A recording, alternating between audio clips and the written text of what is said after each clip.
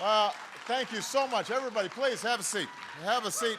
It is good to be back in North Carolina. Love North Carolina.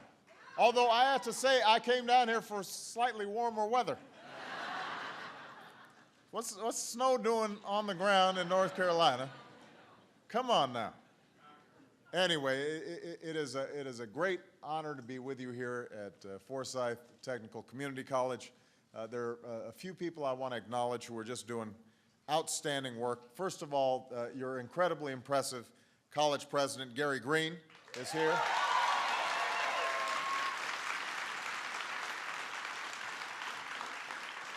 Your wonderful governor, Bev Perdue, is in the house.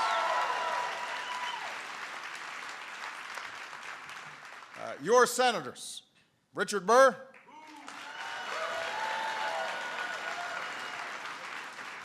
and the better-looking one, Kay Hagan.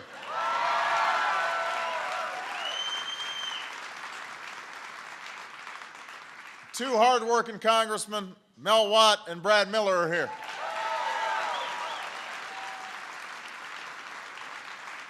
We've got Secretary of State Elaine Marshall in the house. And Mayor Alan Joines is here.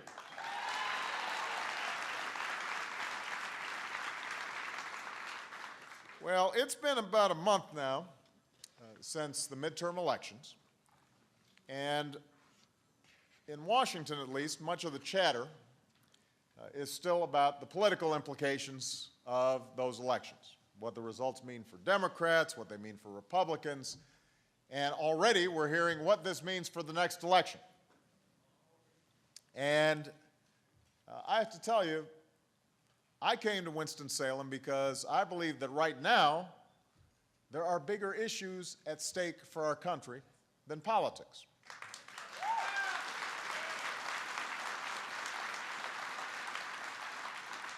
And these issues call on us to respond not as partisans, but as Americans.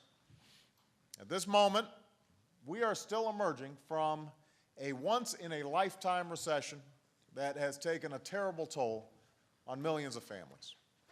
Many here in North Carolina who have lost their jobs or their businesses and their sense of security. Now, fortunately, we've seen some encouraging signs that a recovery is beginning to take hold.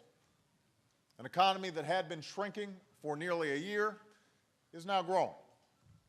After nearly 2 years of job loss, our economy has added over 1 million private sector jobs in 2010. I was just talking to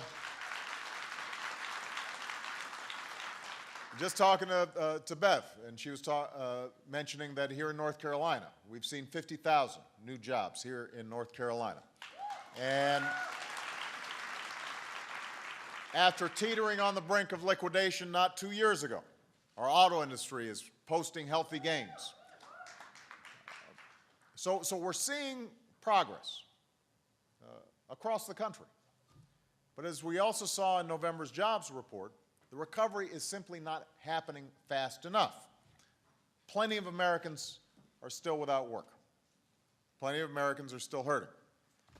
And our challenge now is to do whatever it takes to accelerate job creation and economic growth.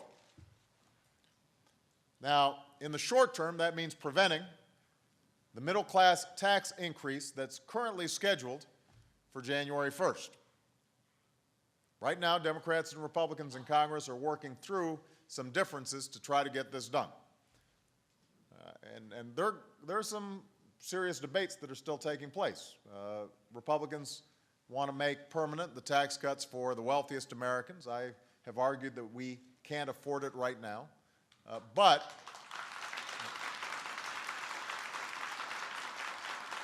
what I've also said is we've got to find consensus here, because a middle-class tax hike would be very tough, not only on working families, it would also be a drag on our economy at this moment. So I believe we should keep in place tax cuts for workers and small businesses that are set to expire.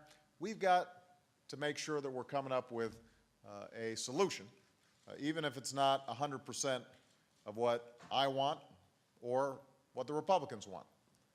Now, there's no reason that ordinary Americans should see their taxes go up next year. We should also extend unemployment insurance for workers who've lost their jobs through no fault of their own. That is a priority.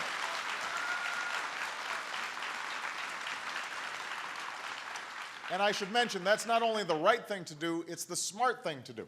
Because if millions of Americans who aren't getting unemployment benefits stop spending money, that slows down businesses. That slows down hiring. It slows down our recovery. Now, even if we take these and other steps to boost our recovery in the short term, we're also going to have to make some serious decisions about our economy in the long run. We've got to look ahead, not just to the next year, but to the next 10 years, and the next 20 years. And we've got to ask ourselves, where will the new jobs come from? What will it take to get them? And what will it take to keep the American dream alive for our children and our grandchildren? Think about North Carolina. Obviously, this recession had a devastating effect here like it did everywhere else, but the trends had been going on for quite some time. I was just visiting with President Green with some of the students here in the biotech field. Wonderful people from every walk of life. You had folks who had just gotten out of high school, and you had folks who were in midlife and had been laid off from a manufacturing job and had come here to retrain. But a bunch of them mentioned, well, I was laid off because the textile industry's moved away here in North Carolina. I was laid off because the furniture industry has moved away here in North Carolina. Those were long-term trends. And that means we've got to have a long-term vision about where we want to be 10 years from now, 20 years from now, 30 years from now.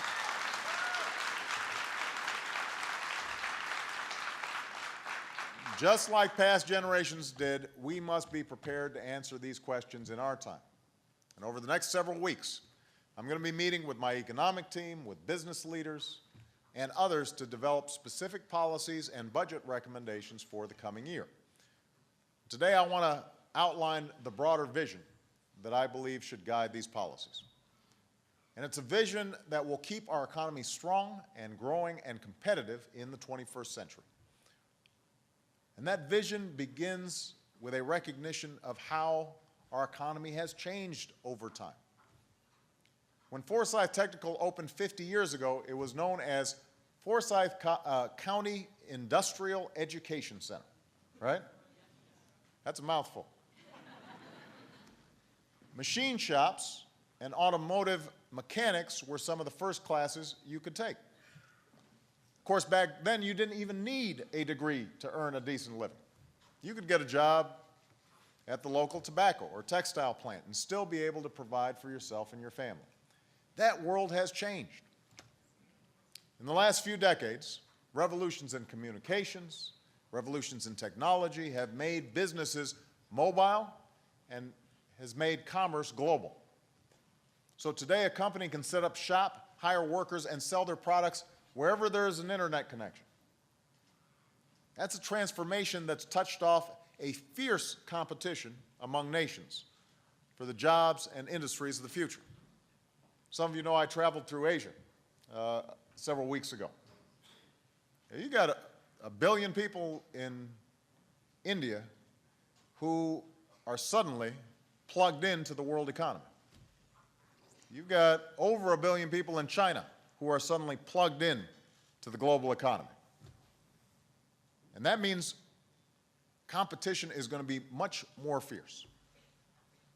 And the winners of this competition will be the countries that have the most educated workers, a serious commitment to research and technology, and access to quality infrastructure like roads and airports and high-speed rail and high-speed internet. Those are the seeds of economic growth in the 21st century. Where they are planted, the most jobs and businesses will take root. Now, in the last century, America was that place where innovation happened, and jobs and industry always took root. The business of America was business. Our economic leadership in the world went unmatched. Now it's up to us to make sure that we maintain that leadership in this century. And at this moment, the most important contest we face is not between Democrats and Republicans. It's between America and our economic competitors all around the world. That's the competition we've got to spend time thinking about.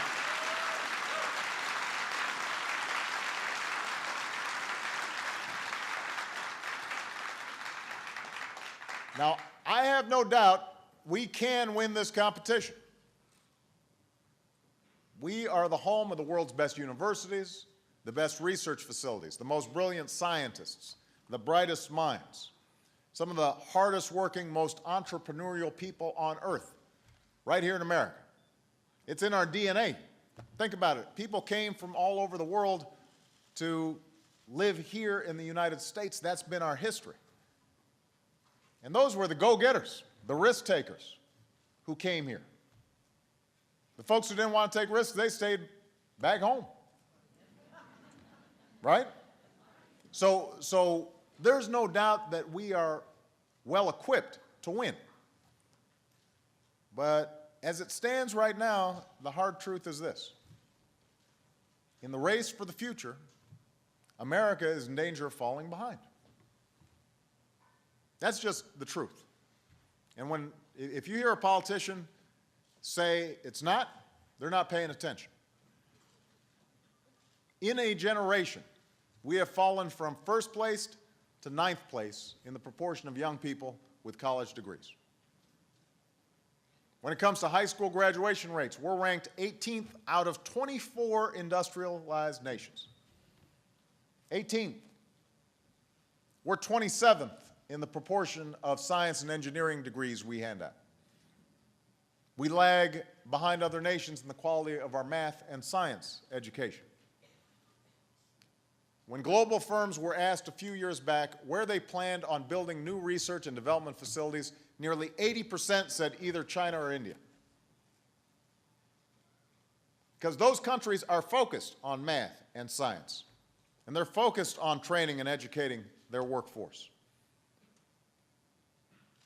You know, I sat down with President Lee of South Korea, and I asked him, what's the biggest problem you have in education? He said, you know, these parents, they come to me and they are constantly pressuring me. They want their kids to learn so fast, so much.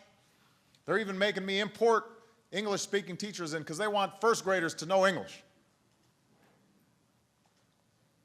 I asked him about investment in research and development. He says, we're putting aside 5% of our gross domestic product in research and development, 3% of it in clean energy. You go to Shanghai, China, and they've built more high-speed rail in the last year than we've built in the last 30 years. The largest private solar research and development facility in the world has recently opened in China by an American company. Today, China has the fastest trains and the fastest supercomputer in the world.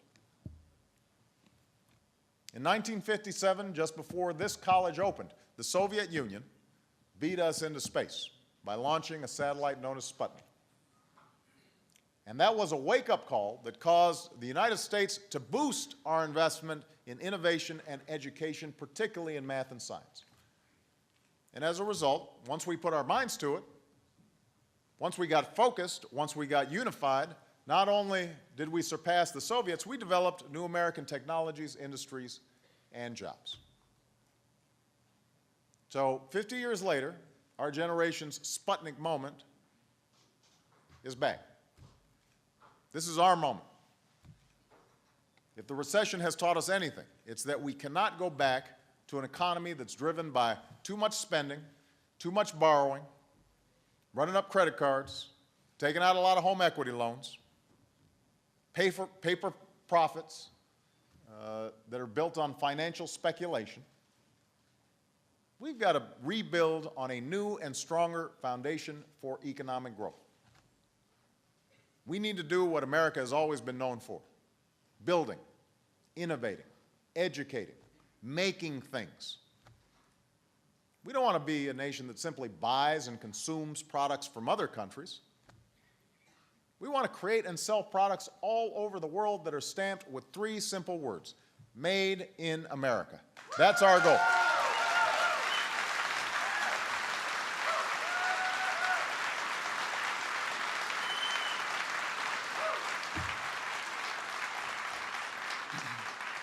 So I came to Forsyth today because you've shown what this future can look like. Half a century later, you're still giving students the skills and training they need to get good jobs.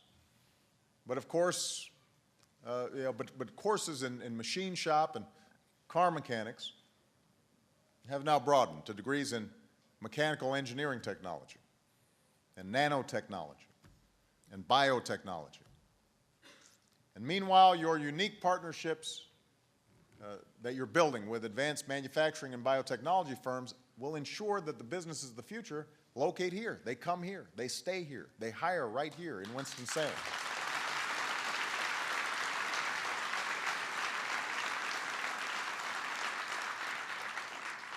As a national leader in bioscience and innovation, North Carolina is now the country's 3rd largest employer in biotechnology.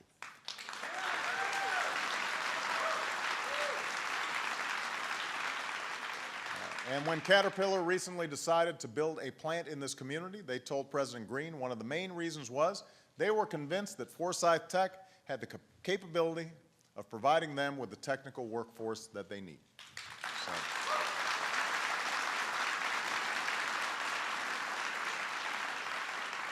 That's something everybody in this room should be very proud of. And I know that business leaders from throughout the community have worked intensively with President Green and others to help make this happen. And I know that your congressional delegation as well as your governor have worked hard to make this happen. Now, none of this progress happened by itself. It happened thanks to the hard work of students here at Forsyth. Commitment of local leaders, foresight of local business leaders. Most importantly, it happened because there was a decision made to invest in the collective future of this community. It happened because there was a decision to invest in this college, and there were loans and scholarships that made it affordable to go here. To invest in the basic research and development that helped jumpstart North Carolina's biotech industry. To invest in new buildings and laboratories and research facilities that make your work possible. These are the kinds of investments we need to keep making in communities across America. Investments that will grow our economy and help us to stay competitive in the 21st century. Now, I want to emphasize, I say this knowing full well we face a very difficult fiscal situation. I mean, I'm looking at the books back in Washington, and folks weren't doing a real good job with their math for the last decade. So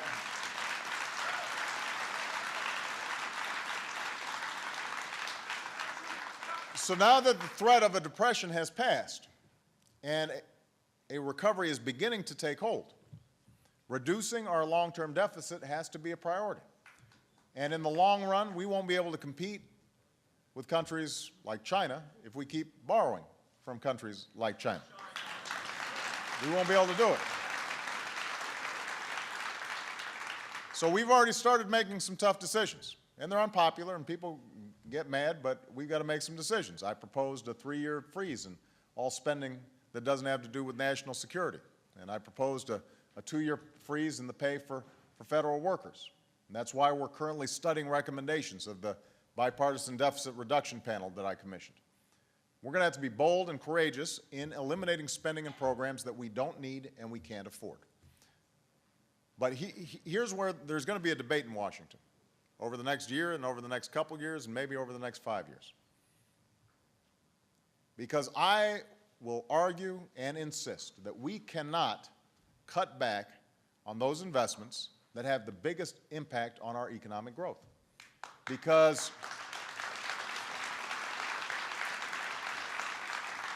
I mean, I was talking with President Green, and he said much of the equipment here would not be here if it hadn't been for the assistance of the Recovery Act, the assistance of the Department of Labor. All this stuff that we've done over the last couple of years that people were questioning, you can see it translated in the classrooms right here. The work that we're doing on student loans and Pell Grants, you can see it in the students who are able to finance their retraining right here. So we can't stop making those investments. The best antidote to a growing deficit, by the way, is a growing economy. To borrow an analogy, cutting the deficit by cutting investments in areas like education, areas like innovation, that's like trying to reduce the weight of an overloaded aircraft by removing the engine. It's not a good idea. There may be some things you need to get rid of, but you got to keep the engine.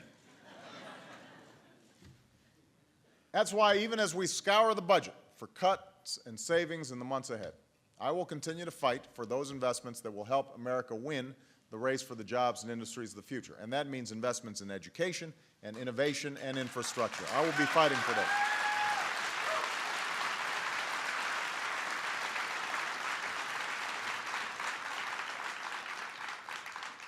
In an era where most new jobs will require some kind of higher education, we have to keep investing in the skills and education of our workers. And that's why we are going, we are well on our way to meeting the goal I set when I took office 2 years ago. By 2020, America will once again have the highest proportion of college graduates in the world. That's a commitment that we're making.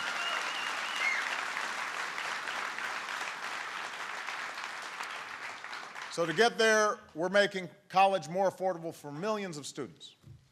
We've made an unprecedented investment in community colleges just like this one.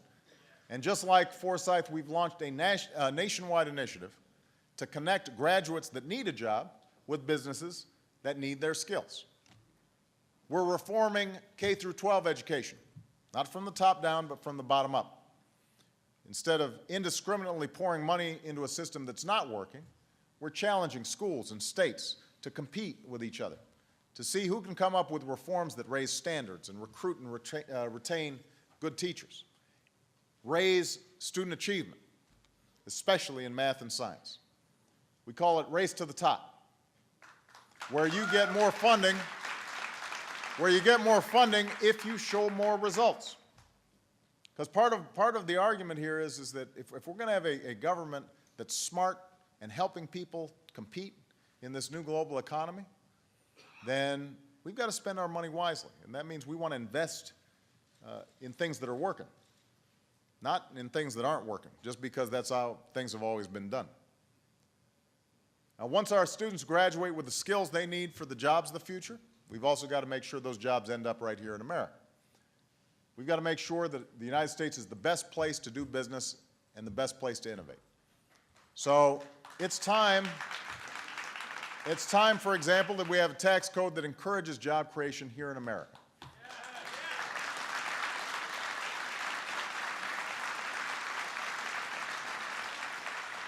And to boost our recovery, I've already proposed that all American businesses should be allowed to write off all the investments they do in 2011. We want to jumpstart, starting next year, plants and equipment investment right here in Winston-Salem and all across North Carolina and all across the United States of America.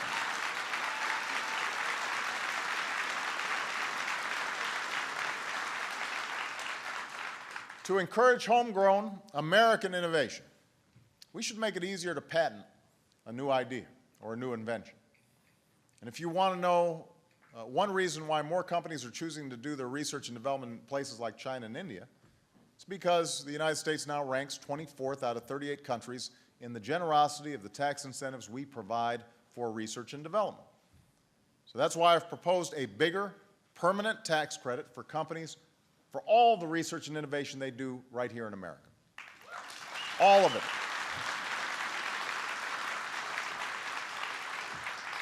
Now, what's also true is a lot of companies don't invest in basic research because it doesn't pay off right away. But that doesn't mean it's not essential to our economic future. 40 years ago, it probably didn't seem useful or profitable for scientists and engineers to figure out how to increase the capacity of integrated circuits. 40 years later, I'm still not sure what that means. What I do know is the discoveries in integrated circuits made back then led to the iPod and cell phones and GPS and CT scans, products that have led to new companies and countless new jobs in manufacturing and retail and other sectors. And that's why I've set a goal of investing a full 3%, not 2%, not 2.5%, a full 3% of our gross domestic product into research and development. That has to be a priority.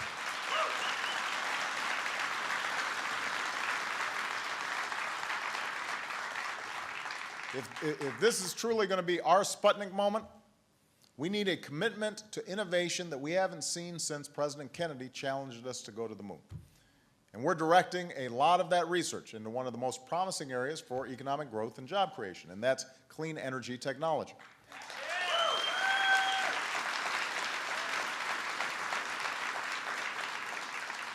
I don't want to see new solar panels or electric cars or advanced batteries manufactured in Europe or in Asia. I want to see them made right here in America by American businesses and American workers. I also want to make it easier for our businesses and workers to sell their products all over the world. The more we export abroad, the more jobs we support at home. We've got to change the formula. We've got to flip the script, because what's been happening is that we've been doing all the buying, somebody else has been doing all the selling. We've got to start selling and have them do some buying. And that's why we've set a goal of doubling U.S. exports in 5 years.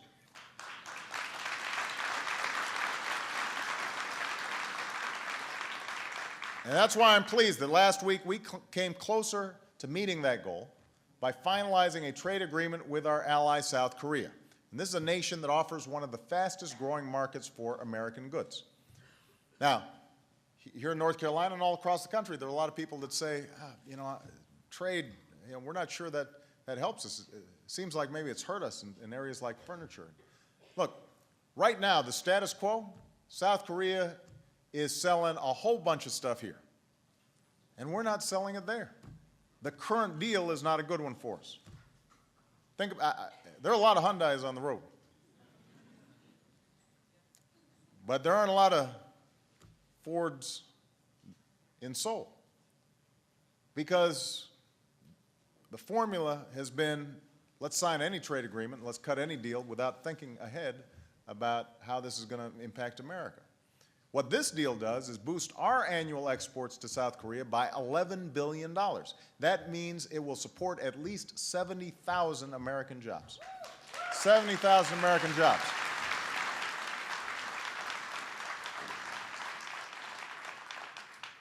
Now, the final area where greater investment will lead to more jobs and economic growth is in America's infrastructure. Our roads, our railways, our runways, our information superhighways. Over the last 2 years, our investment in infrastructure projects, yes, through the Recovery Act, have led to thousands of good private sector jobs and improved infrastructure here in North Carolina and all across the country. But we've got a long way to go. There is no reason that over 90% of the homes in South Korea have broadband internet access, and only 65% of American households do. Think about that. There's no reason why China should have nearly 10,000 miles of high-speed rail by 2020, and America has 400. Think about that number. They've got 10,000, we've got 400. They've got trains that operate at speeds of over 200 miles per hour, and I don't know how fast our trains are going.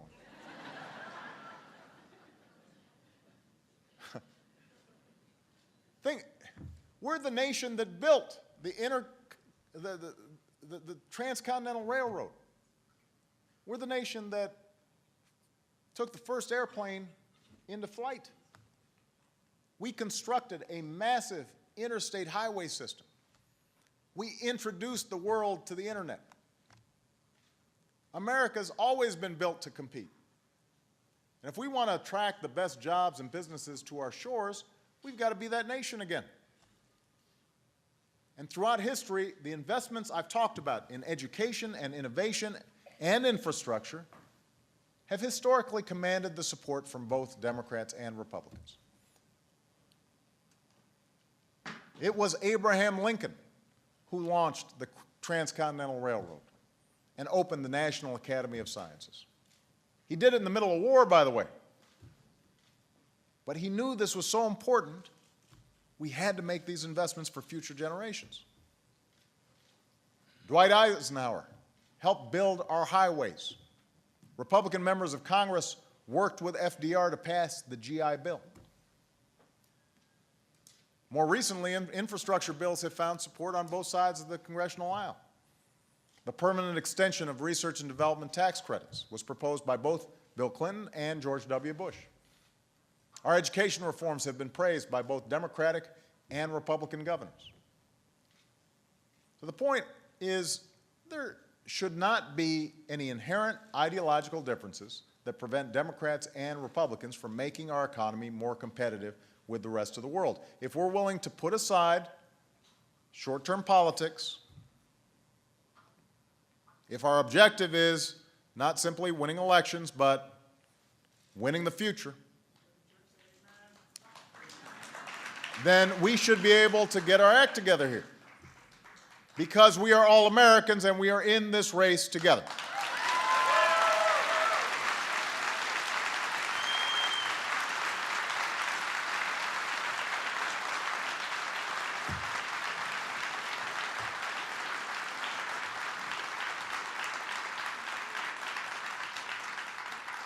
So those of us who work in Washington have a choice to make in the coming weeks and months. We can focus on what's necessary for each party to win the news cycle or the next election. We can do what we've been doing, or we can do what this moment demands and focus on what's necessary for America to win the future.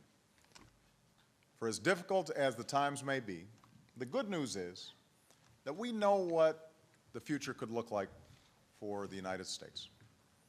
We can see it in the classrooms that are experimenting with groundbreaking reforms and giving children new math and science skills at an early age.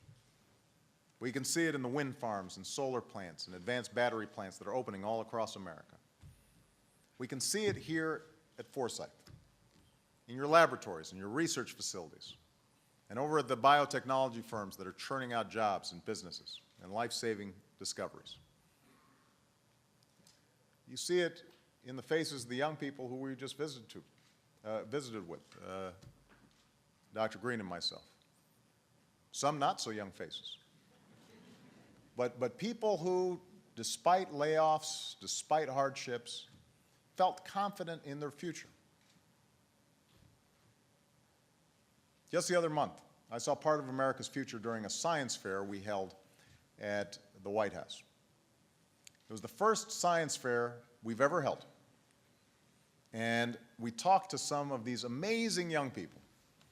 It was probably as much fun as I've had in several months. Now, you know, that's a low bar given.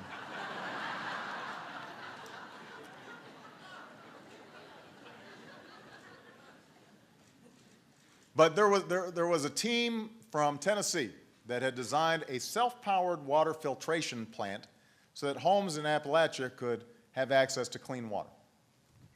And then there were these young people, these are all high school, some younger than high school. There were young people who had designed a way to make an entire town more energy efficient. And there were young people who had entered into rocket contests, and they were showing me all the rockets that they had been shooting up, and they had won an international contest, and explaining to me the designs of these things, and robots that were running around in the state dining room and bumping into things. And then the last person I spoke to was a young woman from Dallas, Texas. And her name was Amy Chow. She's 16 years old. She's a child of immigrants. Her parents came to the United States from China, but Amy was born here. And when she was a freshman in high school, she got interested in cancer research. She had studied biology, and she got interested in cancer research. So she decided, get this, she decided to teach herself chemistry over the summer.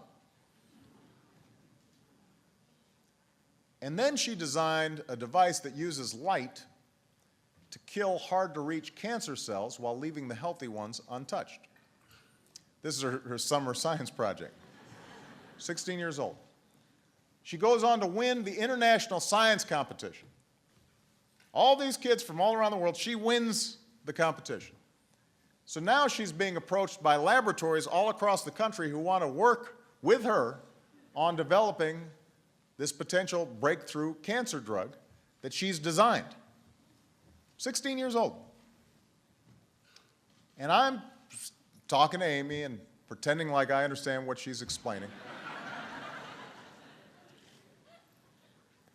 And as I'm listening to her, I'm looking at the portrait of Abraham Lincoln that hangs over her head in the state dining room.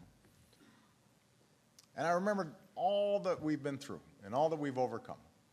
And I thought to myself, you know what? The idea of America is alive and well.